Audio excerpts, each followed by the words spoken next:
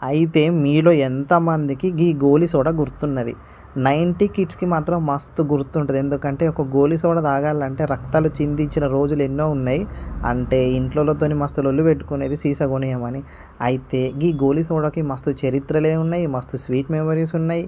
అయితే ఇక అంతరించిపోయిందేమో అనుకున్నా. ఇక మనం మ్యూజియంలో చూసుకోవాలి గీ సీసాలు అనుకున్నాం.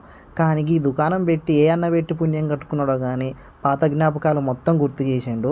కాస్ట్ విషయానికొత్తే రూ. 20. చాలా ఫ్లేవర్స్ ఉన్నాయి. మ్యాంగో, సాల్ట్, షుగర్ అని చెప్పేసి ఇక మస్తు కథలున్నాయి. నేను మాత్రం సాల్ట్ తీసుకున్నా. టేస్ట్ అయితే మస్తు అంటే మస్తున్నది. ఎనకటంత రుచి లేకపోవచ్చు కానీ ఏదో మంచిగున్నది.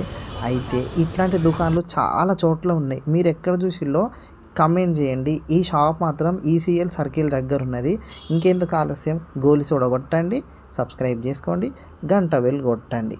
ఇంకా ఇప్పటికీ సబ్స్క్రైబ్ చేయనోళ్ళు సబ్స్క్రైబ్ చేయండి. గోలి సోడా విన్ గాండి.